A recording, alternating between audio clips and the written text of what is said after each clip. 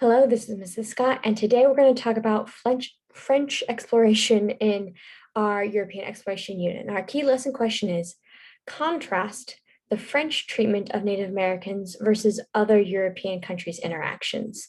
Again, with the Native Americans of the New World. In other words, tell me how the French were different from some of the previous groups we've discussed. So, why will France be interested in exploring the New World? One thing that is going on in Europe, little context or background, is that around the kind of 1500s, religion is going to have a huge kind of split in Europe, and there will be Protestant Christians and there will be Catholic Christians, and those are two different groups. And if we look at our map, we'll find that France is going to be mostly a Catholic country during this big split. And England, which is here, they're going to be mostly Protestant. And so there's this tension. England is starting to explore, Spain is explored, Italy has explored, Portugal is explored. And there's this tension or rivalry, and France wants to be better than those Protestant English people. The French Catholics want to assert their dominance over English Protestants. So there's some rivalry going there between England and France. Remember Magellan? We talked about him. He found, or at least his crew found, a way to circumnavigate the globe. And Europe was kind of excited about this. It was a big deal. We talked about why. However, after Magellan's crew returned, they started looking for a shortcut. They said, surely there is a passageway, a shortcut to get from here in Europe all the way over here without going all the way around the southern tip of South America. They were looking for this goal was called the Northwest Passage because they thought, well, instead of going south all the way around the tip of South America, maybe if we go north and west, maybe there is a way to cut through North America and keep sailing west faster. Maybe we can skip all this southern hemisphere business. So they were looking for a Northwest Passage, and France is going to be searching for one of these. There's also this idea of mercantilism, which is becoming very popular. We've talked about colonies and what colonization is. Mercantilism is the idea that the colony exists to serve or benefit the mother country. And usually that means economically. It is the colony's job to make money for their mother country. So if France can establish some colonies to bring France wealth, they're hoping to do that. So France is hoping for some kind of economic profit or gain here. So that is kind of some background onto why France is going to explore in the New World. And it took a couple of steps. Samuel de Champlain was one of the first French explorers to reach the New World, and his route is actually not on here, but we're going to talk about him because he is going to establish the French city of Quebec here. It is Quebec.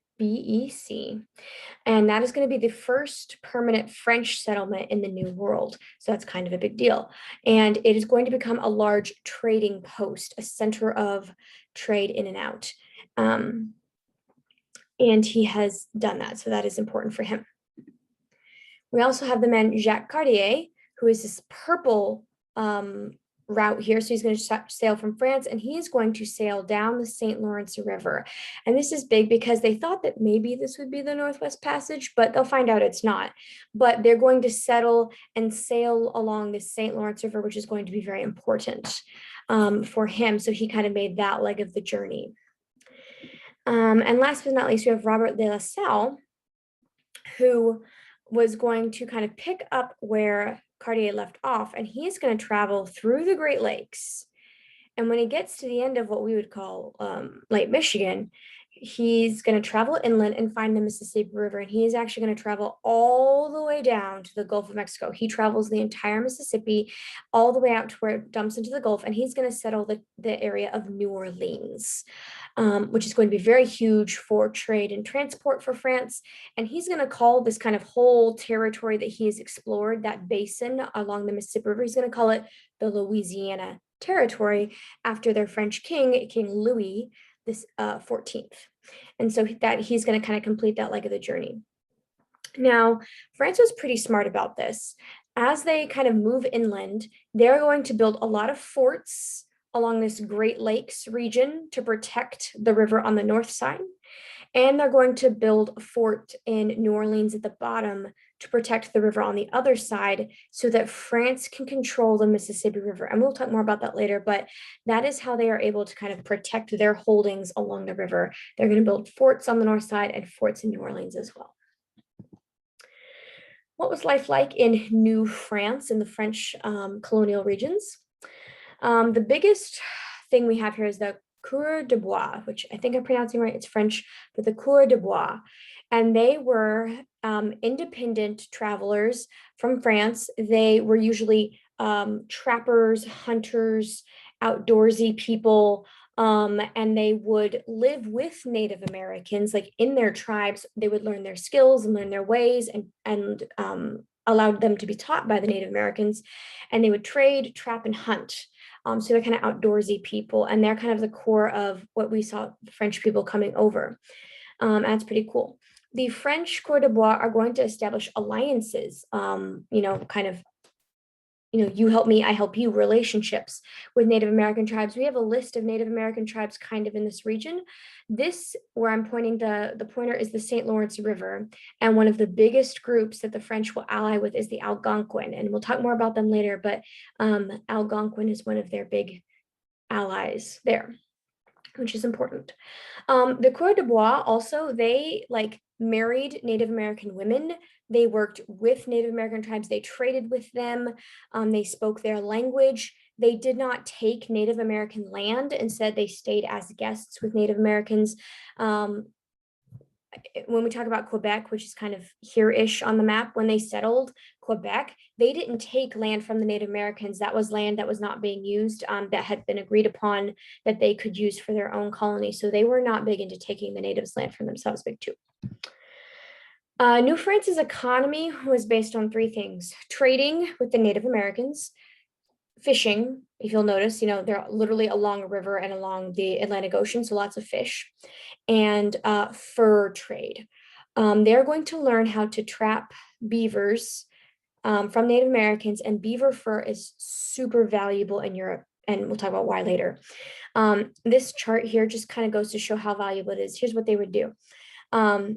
Native Americans might trap one beaver fur, one beaver skin or pelt, and they could trade the French for combs, hooks, feathers, pants, buttons, or more beaver furs for more expensive items like pistols, knives, mirrors, things like that.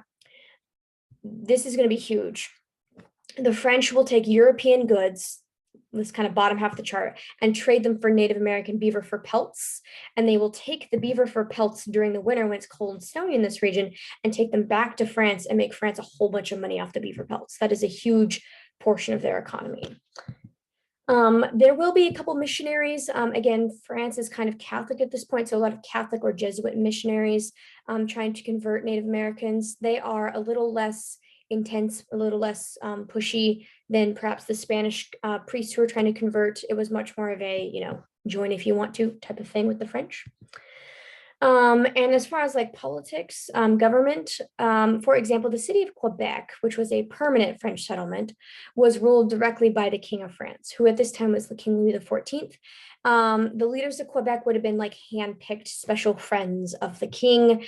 France at this point, their colony does not have self-government or self-democratic rule. They are ruled directly by the king. And so that is kind of how their government is going. So that is a little bit about life in New France. There is a podcast, Should Do, which I would highly encourage you to do as well. But take a moment, make sure you've answered our key lesson question. Contrast the French versus other European interactions with natives in the New World. Tell me how they are different. So you want to talk to me about the French and how they interacted with them. But in this case, it'll also require some review. How is that different from some of the previous groups we've discussed? Let me know if you have any questions.